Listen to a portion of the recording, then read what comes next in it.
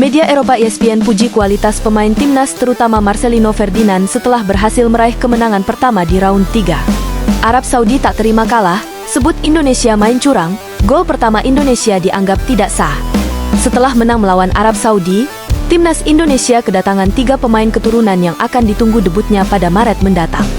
Sebelum kita mulai pembahasannya, baiknya untuk like dan subscribe agar tidak ketinggalan berita hangat seputar timnas Indonesia dari Eleven Garuda.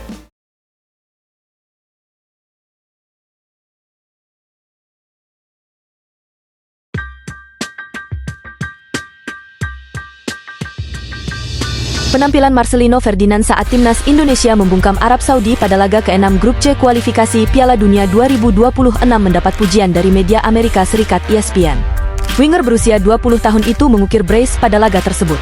Timnas Indonesia akhirnya meraih kemenangan perdana di putaran ketiga kualifikasi Piala Dunia 2026. Bertanding di Stadion Utama Gelora Bung Karno, tim Garuda menang dengan skor 2-0.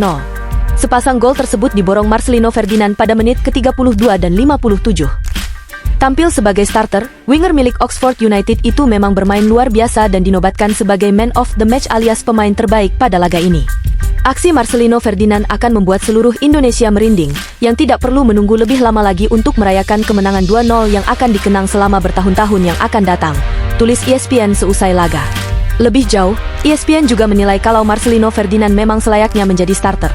Pertandingan kontra Arab Saudi seharusnya membuka mata pelatih Shin Tae-yong untuk memainkan ex-pemain Persebaya Surabaya itu sejak menit awal. Kali terakhir Marcelino masuk line-up, yakni saat timnas Indonesia bermain imbang 0-0 versus Australia pada matchday kedua putaran ketiga kualifikasi Piala Dunia 2026 zona Asia di SUGBK. Ketika itu Marcel berada 80 menit di lapangan.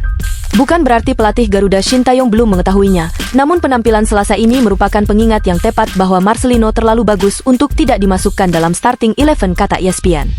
Agar hal tersebut dapat terjamin, orang-orang di sekitarnya juga harus menyadari bahwa ia juga terlalu bagus untuk mengalami stagnasi di Oxford dan bermain secara reguler di tim utama harus menjadi prioritas jika ia ingin melanjutkan karirnya, sambungnya.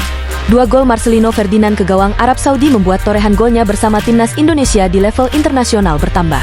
Sejauh ini, pemain kelahiran 9 September 2004 itu sudah membukukan 5 gol dari 29 pertandingan. Marcelino Ferdinand sebetulnya sudah cukup lama tidak membuat gol, kali terakhir yaitu saat menghadapi Irak di laga perdana fase penyisihan grup Piala Asia 2023 pada awal tahun ini, tepatnya pada 15 Januari 2024.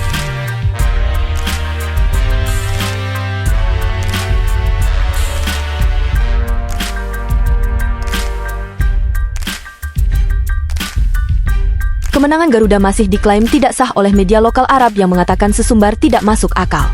Rizha dalam laporannya menuding gol pertama tim asuhan ST tidak sah. Selain itu Justin Hubner juga disebut tidak pantas mendapat kartu merah di babak kedua, melainkan di babak pertama.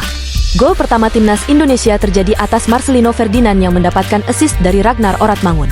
Pada menit ke-32, Marcelino berhasil melakukan sontekan yang apik dengan menipu bek lawan menggunakan fake shoot, sehingga mampu menciptakan ruang terbuka untuk menjebol gawang kiper. Gol pertama timnas Indonesia tidak sah karena didahului oleh pelanggaran yang menguntungkan Arab Saudi, yang pantas mendapatkan tendangan penalti, tulis Rizha. Memang sempat terjadi kemelut seperti penjegalan di area kotak penalti, sewaktu pemain Arab mencoba menjebol gawang Indo, akan tetapi bukan berarti harus menjadi penalti. Ada pelanggaran dari bek Indonesia yang menahan Saud Abdul Hamid di dalam area penalti, dan VAR seharusnya melakukan intervensi. Selain itu, Rizha media lokal Arab juga menegaskan bahwa kepemimpinan wasit Lutfulin Rustam dianggap menguntungkan Indonesia.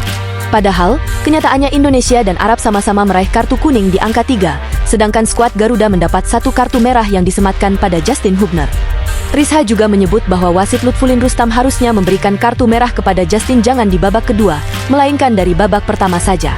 Rizha juga menyebut dalam laporannya, yang mengklaim bahwa Justin Hubner terlihat menendang kepala Mohamed Al-Kahtani. Wasit melakukan kesalahan untuk memberi Justin Hubner kartu kuning meskipun mengacu pada VAR, papar Rizha. Dan, Justin seharusnya mendapat kartu merah karena tendangannya mengenai kepala pemain kami Mohamed Al-Kahtani dengan bagian bawah sepatunya, yang membuatnya dalam bahaya. Sampai saat ini, media lokal Arab itu masih tidak terima, dan seolah-olah menyangkal kemenangan skuad Garuda atas Elang Hijau 2-0. Karena diganjar 2 gol tanpa balas, para pemain serta ofisial Arab Saudi selepas pertandingan menunjukkan wajah yang lesu dan kurang bersemangat. Tak terkecuali pelatih Arab Hervé Renard, yang awalnya optimis membantai Indonesia, akan tetapi malah The Green Falcons anak asuhnya yang kena batu.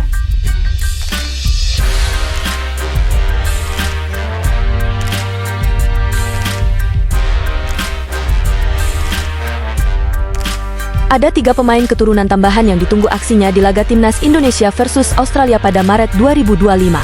Ketiga pemain itu merupakan para pemain keturunan Indonesia yang bisa dilirik PSSI dan dinaturalisasi.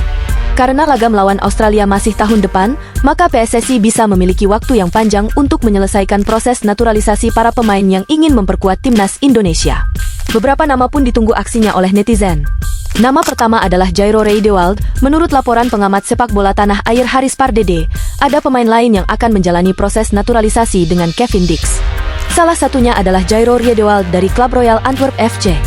Info salaman Kevin Dix dengan Ketum PSSI Erick Thohir sebenarnya sudah saya terima sekitar 3 minggu yang lalu. Kevin Dix akan dinaturalisasi dengan 2 nama lainnya, yakni Mauro Zijlstra dan Jairo Riedewald, kata Bung Harpa sapaan akrab Haris Pardede, mengutip dari channel YouTube Bung Harpa, pada Oktober 2024 lalu. Saya kurang tahu persis kenapa Kevin Dix yang baru datang dan mungkin yang 2 lain akan menyusul. Sekali lagi, informasi ini saya dapat sumber yang terpercaya, tambah Bung Harpa. Sayangnya, ketika Kevin Dix sudah resmi menjadi warga negara Indonesia, Jairo justru belum ada tanda bakal dinaturalisasi, padahal banyak fans Garuda yang menantikan Jairo. Nama pemain keturunan selanjutnya adalah Miliano Jonathan. Miliano dikabarkan tengah berdiskusi dengan keluarganya untuk pindah menjadi WNI. Miliano Jonathan sendiri memiliki keturunan Indonesia dari sang nenek yang berasal dari Depok, Jawa Barat. Namanya saat ini cukup ramai diperbincangkan fans Timnas Indonesia seiring penampilannya yang moncer bersama Vitesse. Saya sedang membicarakan minat ini dengan keluarga saya. Keluarga juga harus mendukung, jawaban Jonathan saat ditanya soal peluang membela Timnas Indonesia, dilansir dari GLD. Sepak bola di sana sangat diminati dan saya melihatnya sebagai kesempatan yang luar biasa, sambung Jonathan. Menyenangkan bahwa mereka tertarik, saya pikir saya akan membuat keputusan pada akhir musim ini, tutupnya. Dari 2 nama sebelumnya, baru Ole Romeni yang sudah berfoto bersama Ketua Umum Erick Thohir. Jadi, dapat dipastikan Ole sudah memasuki proses naturalisasi dan kemungkinan bisa membela Timnas Indonesia saat melawan Australia nanti. Romeni sendiri adalah striker andalan FC Utrecht. Hadirnya Romeni diharapkan mampu mempertajam lini depan Timnas Indonesia yang sampai saat ini belum terlalu tajam. Itulah rangkuman berita terhangat seputar Timnas Indonesia yang dapat kami sampaikan. Tetap support channel ini dan tetap dukung Timnas Indonesia mendunia. Salam sepak bola.